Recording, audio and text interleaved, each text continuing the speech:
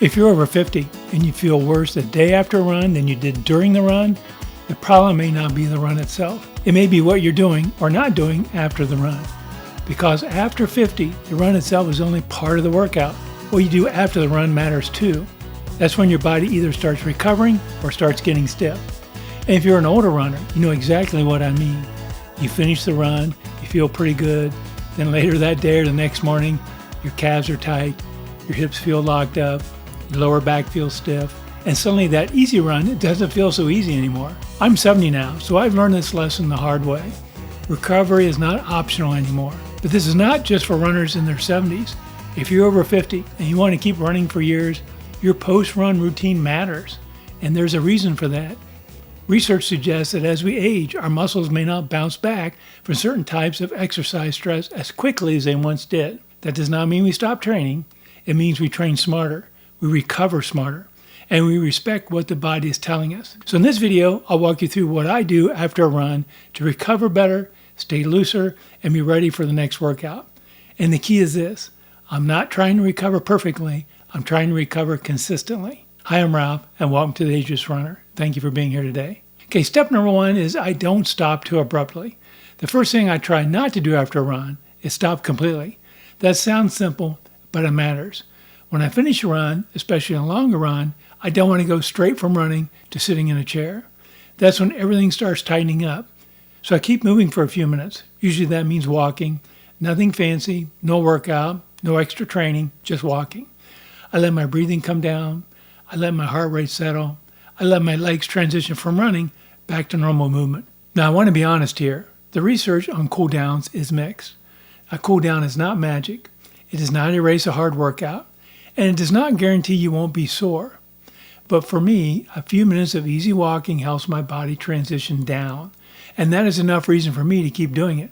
For me, this is especially natural because I use the Galloway run-walk-run method. My body is already used to alternating running and walking.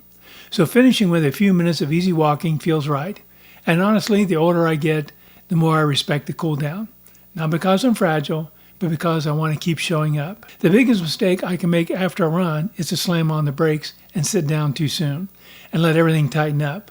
So step one is simple. Keep moving, walk a few minutes, let the body come down gradually. Now step two is I rehydrate and refuel simply. The next thing I focus on is replacing what the run took out. Again, this does not need to be complicated. I start with water. If it was hot or humid or I ran longer, I may add electrolytes, something like noon tablets. But the main idea is simple. Don't finish the run and then forget to recover. That's easy to do. You get busy, you answer messages, you start editing a video, you run errands, you answer emails. And before you know it, you've gone hours without really giving your body what it needs. That matters more after 50, especially if you're running several days a week or doing strength training too. Sports nutrition research consistently comes back to the basics. After training, especially in longer or harder training, the body needs fluid, carbohydrates, and protein to help restore energy and support repair. In fact, research suggests that a ratio of carbohydrates to protein of 3-to-1 to 4-to-1 is best for recovery. And you want to get that protein within the first hour after you're done training. Now, for a shorter, easy run, I may just drink water and eat a normal meal. For a longer run, I try to get protein and some carbohydrates and some fluid back in. Nothing extreme, nothing obsessive, just enough to help my body rebuild. Because at this stage of life, under-recovering is not discipline. It's usually just a slower way to dig a hole. And I don't want to dig a hole. I want to run to build fitness, not bury me. Now my step number 3 is I loosen up without forcing it. After I've cooled down and started rehydrating and eating, I like to do some gentle mobility. And the key word is gentle. I'm not trying to win a stretching contest.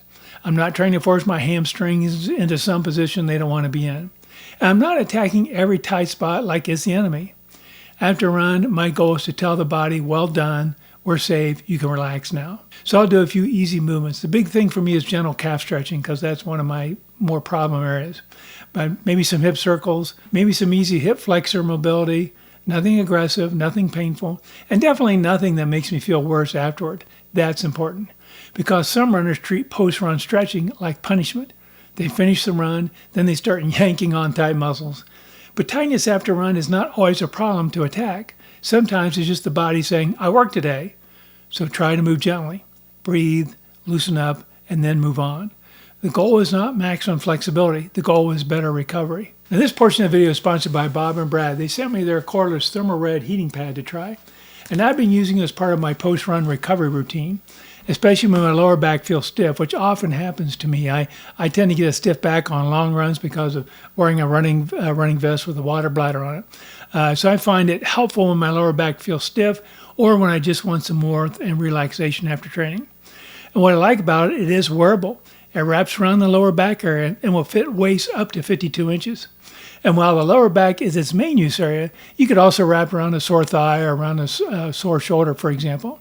And it combines 4 adjustable levels of heat from 140 degrees Fahrenheit to 131 degrees Fahrenheit. And also has 4 adjustable modes of gentle vibration and has dual motors, so you can feel it on each side of your back.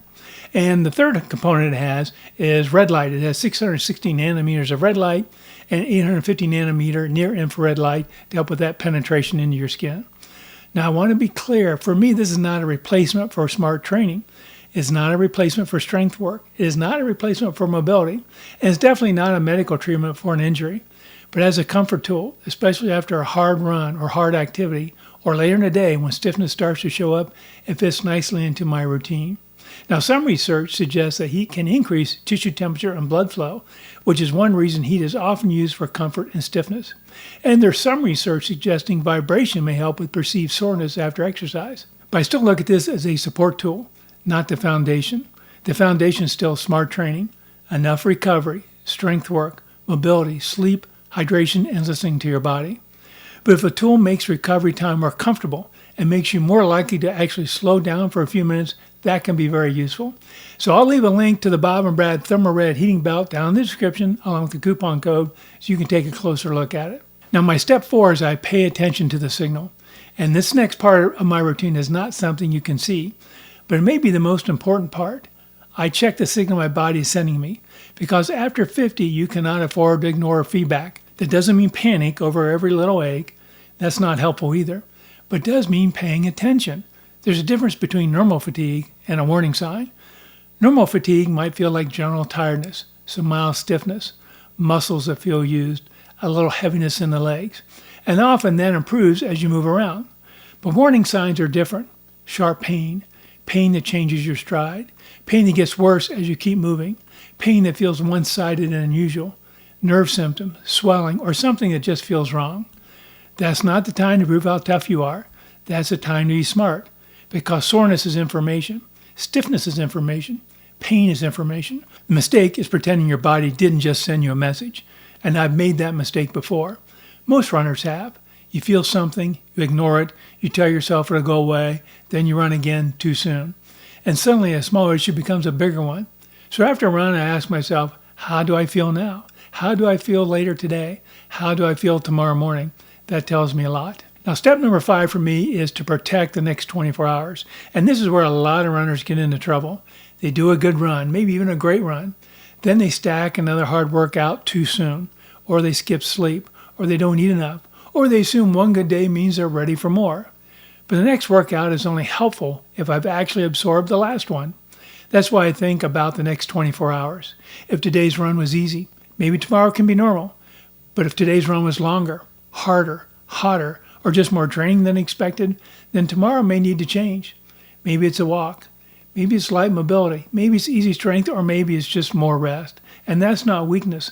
That's smart training. One of the least flashy recovery tools may also be one of the most important, sleep. A 2021 expert consensus review in the British Journal of Sports Medicine emphasized that sleep affects athletes' recovery, performance, health, and well-being. So when I say protect the next 24 hours, I'm not talking about stretching. I'm talking about the whole recovery environment, sleep, hydration, protein and carbohydrates, movement, and whether my next run really should be a run, or whether my body would be better served by something easier.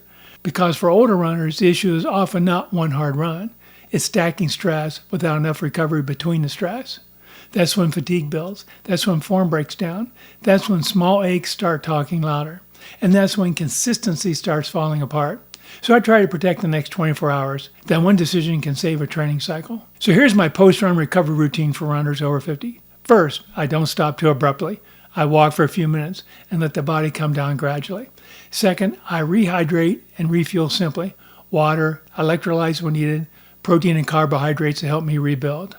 Third, I do gentle mobility, not aggressive stretching, just enough to loosen up and calm the body down. Fourth, I use recovery tools where they fit. For me, that may include the Bob and Brad Thermal Red heating belt, especially when my lower back feels stiff, or I want some more relaxation after a run.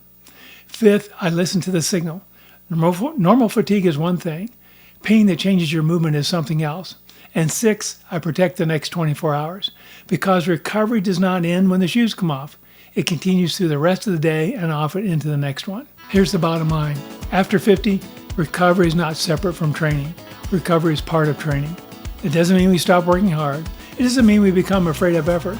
And it definitely doesn't mean we give up on getting better. It means we train in a way that lets us keep coming back week after week, month after month, year after year. That's the goal. Not one great run, not one heroic workout, but a body that's still willing to run tomorrow. So let me know in the comments, what is one thing you always do after a run that helps you recover better? And if you want to see how I adjust my training when fatigue starts building, watch this video next. Because recovery is not just what happens after one run, it's how we manage the whole training cycle. As always, run smarter, go longer, stay ageless. I'm Ralph, the Ageless Runner. Thank you for being here.